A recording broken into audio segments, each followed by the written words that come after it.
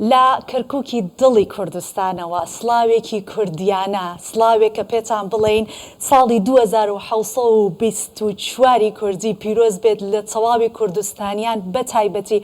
ئەو خەڵکە کوردەی کە بە زمانێکی شیرینی کوردی لە کەرکووک قساکەن. جگە لەمە من ئەمەوە بڵێم کە لێرە دوو جارە بێ پیرۆزبایی لە خەڵکی کەرکووک بکرێت، یەکەم بە بۆنەی هاتنی نەورۆز و سەری ساڵی کوردی و دووهەمیش بە بۆنەی 33 ساڵ تێپەڕبوون بەسەر ئەو ڕاپەڕینە مەزنەی کە لە کەرکووک کراوە. کەرکووک توانی تاجی ڕاپەڕین بخاتە سەرسەری خۆی و هەروەها سەر هاوڵاتیانی کوردی ئەم شارە بۆ ماوەی نیو کاتژمێر لە نیو کاتژمێر کەمتر توانرا تەواوی جێدەستی ڕژێمی بەعس بسڕێتەوە، تەواوی ئەو تەبعیس تەرحیل و تەواوی ئەو تەهجیرەی کە بەرامبەر بە خەڵکی کورد ئەکرا لەم شارە لە ماوەی کەمتر لە نیو کاتژمێر نەما. بەڵام بەداخەوە وەک دەبینین ئێستا دۆخەکە بە شێوەیەکی ترە. هیوای ئەوە ئەخوازین کە کەرکووکێکی دڵی کوردستان هەمیشە لە لێدان بێت بۆ خەڵکی کوردستان و بۆ هەرێمی کوردستان. جا ئەگەڕێمەوە لای ئێوە و پیرۆزبایەکی زۆر گەرم لە تۆ کۆمار و لە تۆ کاوار ئەەکەم و لە تەواوی کارمەندانی کوردستان 24 و لە تەواوی کوردستانیان لە هەر کوێیەکی جیهانن. دەگەڕێم وڵاتان بێگومان میوانی تایبەتیشم ئەبێت لەگەڵا و دوو میوانی تایبەت هەر ئاماژەم پێکرد ئێستا. یەکێکیان والی و پارێزگاری پێشووتری کەرکووکە کە دکتۆر عەبدوڕەحمان مستەفا و هەروەها میوانێکی دیکەم تاڕکارێزی نووسەرەکە لەگەڵ ما بێ. بێگومان دەگەڕێمەوە لای ئێوە لە ستۆدیۆی ناوەند و دیسانەوە دێمەوە. بەڵێ سۆپان توانی ئەگەر میوانەکانت ئامادەن لەگەڵیان بەردەوام بی. باش بەڵێ بە هەمان شێوە من میوانەکانم ئامادە نەگەر وا بێ و دەرفەت هەبێت ئەوە من لەگەڵ میوانەکانم پیرۆزبایی جەژنی نەورۆز و هەروەها پیرۆزبایی ڕاپەڕینی کەرکووکیان لە یەکەم بەخێر هاتن. دکتۆر جەنابەت بەخێر بێ، مامۆستا جەنابیشت بەخێر بێ. پیرۆزبایی نەورۆزتان لە یەکەین، پیرۆزبایی یادی ڕاپەڕینشتان لە یەکەین. سپاس بۆ ئێوە و پیرۆزبایی لە جەنابیشتان هەر بژی یاخوا لە هەموو کوردستانیان لە هەموو کورد لە هەر شوێنێکی دنیا بێ. بێگومان ئەم یادە دەکاتەوە ئەمڕۆ کە نەورۆزە کە یادێکی شکۆمەندە یادی ڕاپەڕینە، یادی ئەو ڕۆژەیە کە هەم نەورۆز و ساڵێکی نوێی کوردی هەم کەرکووکی تێدا ڕزگار کرا پاش زۆڵم مستەمێکی زۆر. بەڵێ دروستە. دکتۆر من لە جەنابتەوە دەست من دکتۆر نیمانی باشە بە چاوان ئەوەی چارەسەری کێشەکانی ئەم شاری بۆ ماوەیەکی کەمیش کرد بێت وەکو پسپۆڕێک وەکو دکتۆرێکە چاوی لێ ئەەکەین چارەسەری ئەو برینانەی کەرکووکی کردەوە بۆ خۆتان ئێوە والی ئەم شارە بوونە هەر بۆیە نازناوی وەرگرتنی دکتۆریش هەر بۆ ئێوە شایستەیە. سپاس بۆ جەنابەت. با ئەوها باسی لێ بکەین کە من لە سەرەتاوە ئاماژەم پێکرد سیاسەتی تەبعیز هەبوو، تەرحیل، سیاسەتی تەهجیر، ئەنفال، هەموو ئەمانە. بەڵام لەگەڵ ئەوەیە کورد ئەم هەمووی بەسەر هات هەر زۆری نەبوو توانی ئەو ڕاپەڕینە مەزنە بکات. با بگەڕێنەوە ئەو سەردەمە کەمێک چۆن ئەو ئیرادە بەهێزە لەلای ئەم خەڵکی کە ئەوەندە بریندار بوو ئەوەندە بەهێز بوو کە خەڵکی شارەکەی هێنایە جۆش و خۆش. پێشتر دووبارە من پیرۆزبایشی گەرم ئاراستی هەموو کوردستانیانەکەم لە هەر شوێنێک لە سەر ئەم زەویە. هیوادارم جەژنی نەورۆزی ئەم ساڵمان بە تایبەتی لەم بارودۆخە قورسە و ئاڵۆزەدا بێتەمایی یەکڕزی و تەبایی و یەکگرتووی هەموو گەلی کوردستان و بێدەمایی گەیشتن هەموو ئامانج و ئاواتەکانمان. دیارە خەڵکی کەرکووک بە تایبەتی لە کورسانە بەگشتی بە خەڵکی کەرکووش بە تایبەتی ئێش و ئازاری زۆر تەشتووە بە درێژایی تەمەنی خۆی بە درێژایی دەوتی کە دەوڵەتی عێراق دروست بووە کورد ئیسلاحەتی بەخۆیەوە نەبینیوە، بەردەوام تووشی ئێش و ئازار بووە، بەردەوام تووشی کارەساتی گەورە بووە و هەر ئەمەش وای کردووە کە کاردانەوەی ئەم وا بێتن ئەو ڕوحەتی کە ناو خەڵکی کەرکووە هەبووە ڕوحەتیش زۆر بەهێز بێ، زۆر بەقۆت بێ، زۆر بتوانە بێ بە هیچ شەوێک دەستبەرداری مافەنەتەوەکانی نەتەواتیەکانی خۆی نەبووە. بە هەموو کاتێک ئامادە بووە کە قوربانی بداتن بە هەموو شتێک پێنا ئەوەی کە بگا بە ئامانجەکانی خۆی و ئازادی بەرقەرەکە بۆ خۆی بۆ خەڵکی کەرکووک. لەبەر ئەوە خەڵکی کەرکووک بەردەوام بەشداری زۆر بەهێزی کردووە لە شۆڕشەکانی کووردا چی ئەگەر لە شۆڕشەکانی شۆڕشی ئەیلول لە پێشترش لە ساڵانی پێشتر سێچلەکانشە بەشداری باشی هەبوو لەم شۆڕشەکانەکە هەڵگیرساوە، لە شۆڕشی ئەیلول، لە شۆڕشی نوێ، لە شۆڕشی گوڵان، لە هەموو شۆڕشەکانە کوردی کەرکووک بە تایبەتی بەشداری هەبوو خوێنی زۆری دا و قوربانی زۆرشی داوە و بەشدارەکانش دیار هەموو خەڵکی هەموو کوردستانیان شانازی بۆ قوربانیانێک کە خەڵکی کەرکووک داوێتی و هەر ئەوەش بوو لە ساڵ 1990 دوای ئەو دەرفەتە کە هەڵکەوت بۆ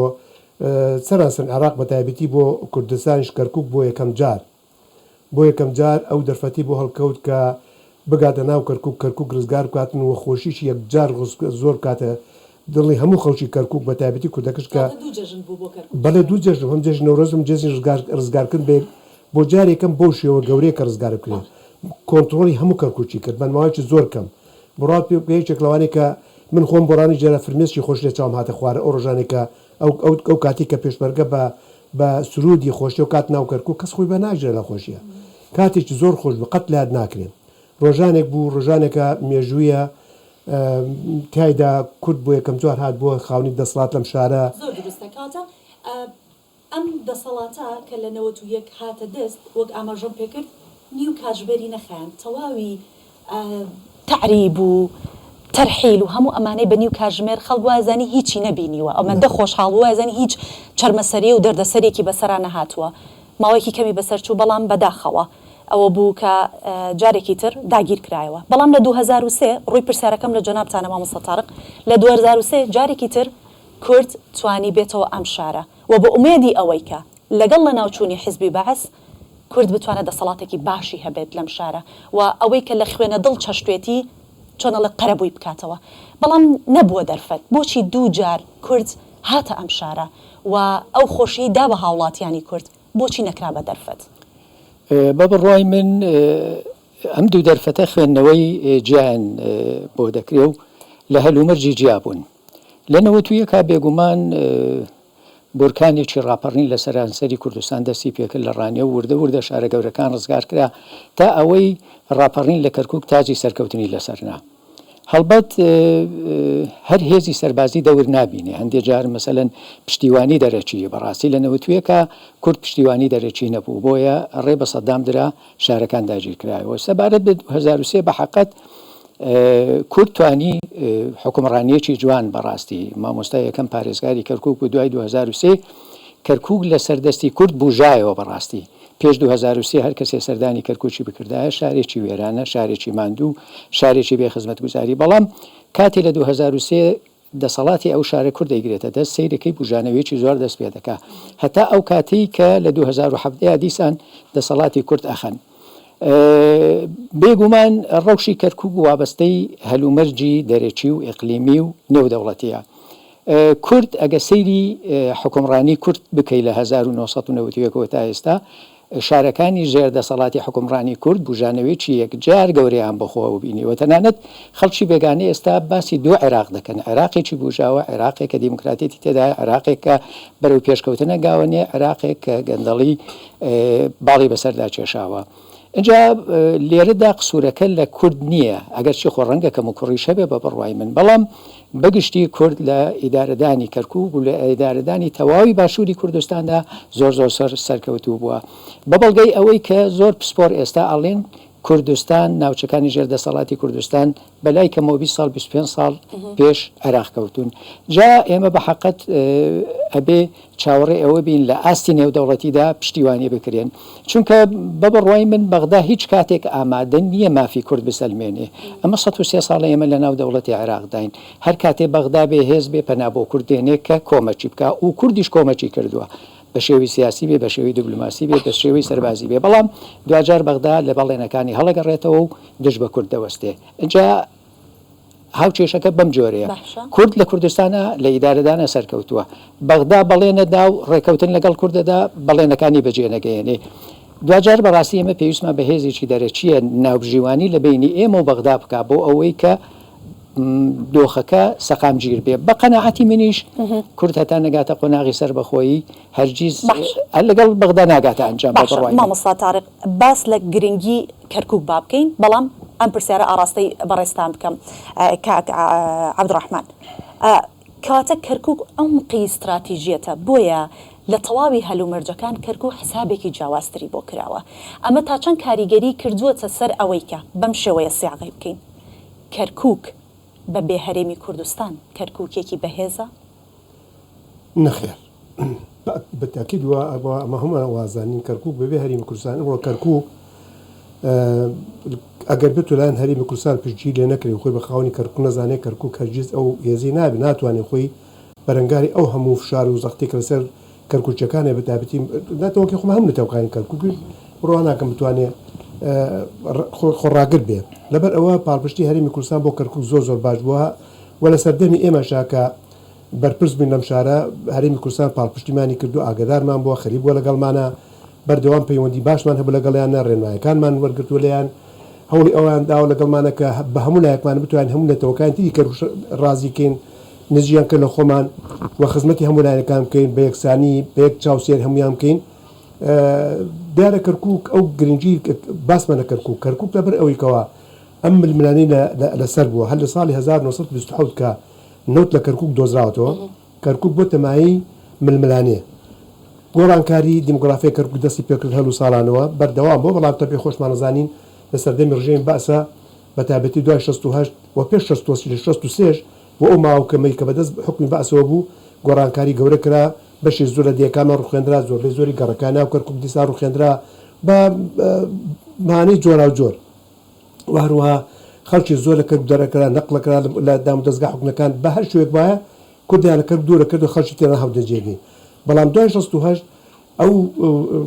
تەوژمە گۆڕانکاری کە بۆ دیموگرافیای کەرکووکاتە پێش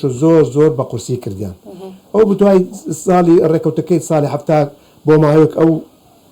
گۆڕانکاریە وەستێنان لە کەرکووک بەڵام 2075 دوای ئەوەی نسکۆی شۆڕشی ئەیلول بە لە ئەنجامی ئەو پێلانجێڕێ نێو دەوڵەتی کە لەسەر شۆڕشی ئەیلول جێڕا دیسان دەستکرا بە گۆڕانکاری و دیموگرافیای کەرکووک بە شووی زۆر قورستر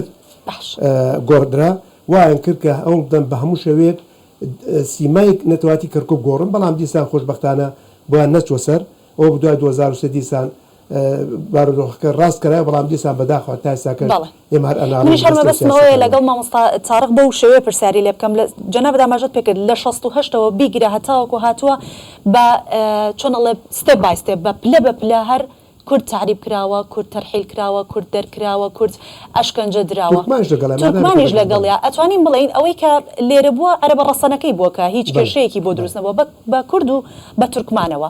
کەواتە ئەوەی کە لە 2003ەوە هاتە دەست ئەمە دەستکەوتێک بوو کە حکمی بەعس نەما بۆ ئەوەی کە یەکێک لە مەترسیدارترینی ئەو پرۆسانەی کە حزبی بەعس بەسەر کووردا ئەیهێنا تعریبکردن بوو بەڵام ێبینی لە 68ەوە هەر هاتووە تاوکۆسا ڕۆژ بە ڕۆژ سیاست ئەبێ فراوانتر ببێت خەڵک ئاسایشی زیاتر بێت ئەمانی زیاتر بێت بەڵام لەبینین لە کوردستان بەرتەسکیەکەنەوە بەغدا لە کوردی بەرتەسکەکات و بە تایبەتی لە کەرکووک ئەمە تا چەند کاریگەریە و پێتان خوێندنەوەتان چییە تا چەندەوە بەردەوام بێت بە بڕوای من بەغدا چەندی گوشار لەسەر کوردکە بە پێچەوانە لەسەر خۆیشکێتەوە گرفتی دەوڵەتی عێراق گرفتێکی بنەڕەتیە دەوڵەتی هاوڵاتی نییە بەڕاستی دەوڵەتی پێکهاتەیە هەر پێکهاتەیە کە دەسەڵاتە گرێتە دەست هەر هێزێک کە دەسەڵاتە گرێتەکە دەست بەڕاستی هێزەکانی تر لایەنەکانی تر پێکهاتەکانی تر پەراوێزەخە ئەگەر ئێمە بگەڕێنەوە بۆ دەستوری 2005 دەوڵەتی عێراق ئەم دەستورە بنەمایەکی زۆر جوانە بۆ حکومڕانی بۆ بنیاتنانێکی دەوڵەت لەسەر بنەمای فدرالی و کۆمەڵی بنەمای دیموکراتی کە ڕێز لە پێکهاتەکانەگەری کە مافی هەمووانە ئەدا سەرەتا دۆخەکە باش ڕۆی چند ساڵێ دوای ئەوەی کە بەڕاستی ئەوی هێزانەی کە ئەمڕۆ حکومڕانی بەغدان دەسەڵاتیان گرتە دەست وردە لایەنەکانی تریان پەراوێز خست ئەم پەراوێزخستنە بەڕاستی دەرهاویشتی زۆر خراپیە بێ بەسەر شاری کەرکووک چونکە شارێکە تا ئێستا شارێکی کوردستانیە بەشێکە لە کوردستان دەوڵەتی عێراق هەمیشە کاری بەوە کردووە دای ببڕێ لە کوردستان ئەمەش نەدەکرا چونکە ئەم شارە کوردستانە و لە قوڵایی خاچی کوردستانە بۆیە کاری کۆمەڵی سیاسەتی شۆڤێنی دەست بە کەرکووک پیادە کرد بۆ نمونە کوردی دەرکرد عەرەبی هێنا گۆڕانکاریەکی دیموگرافی زۆر گەورەی لە شارەکە کرد هەموو ئەو شتانە بەڕاستی دەرهاویشتەی نێگەتیڤە بوو کاری لە پێکهاتەی کۆمەڵایەتی و ئاوەدانی شاری کەرکووکا کرد ڕەنگە بینەر پێی سەیری بێ شاری کەرکووک لە 60ەکان زۆر لە ئێستا پێشکەوتوتر بووە باشەمە پرسیارە دوای 6 ساڵ دوای 69 ساڵە بۆچی ئەم شارە پاشەکشاکە ئەمە نیشانەی ئەوەیە کە وەختێکە کەرکووک ملکەچی بەغدا دەبێ بەڕاستی سزا دەدرێ شارەکە سزا دەدرێ خەڵکەکەی سزا ئەدرێ هەم بە شێوەی کاژێڕی هەم بە شێوەی خزمەتگوزاری جگەلەوەی کە هەموو ئەو خەڵکانەی کە هاتوونەتە ناو شاری کەرکووک ویستویانە کللتورێکی نامۆ بەسەر شارەکە یا بسەپێنن بەڕاستی کەرکوچەکان بەڕاستی وەکو تەواوی کوردستانیان باوەڕیان بە پێکەوەژیان هەیە باوەڕیان بە پێشکەوتن هەیە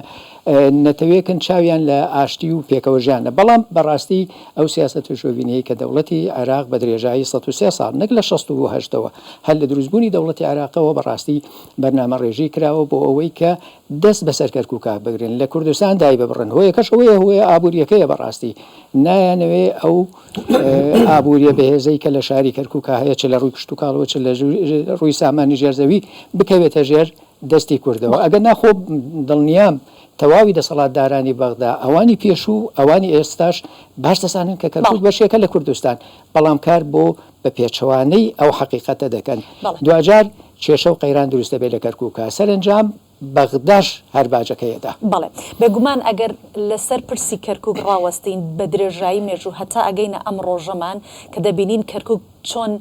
بەڵای بەسەرا ئەبارێنرێت بێگومان کۆتایی پێنایێت بەڵام هیوادارین کە ئەم دۆخە کۆتایی پێبێت و کەرکووک بگەڕێتەوە باوەشی هەرێمی کوردستان بێگومان ئەگەرمانێت بەرنمەیەکی زۆر فراوانتر بکەین بە سەعات ڕەنگە ئێمە کۆتایی نێت بە پرسیارەکانمان و وەڵامەکان یۆش ئەوە بە پێز من پرسیاری تری لێ دروست بکرێتەوە بەڵام کاتی من هەر ئەوەندەیە سوپاسی هەردوو میوانم عەبدوڕەحمان مستەفا پارێزگاری پێشووتری کەرکووک و هەروەها مامۆستا تاڕق کارێزی نووسەر کە لەگەڵمان بوویت و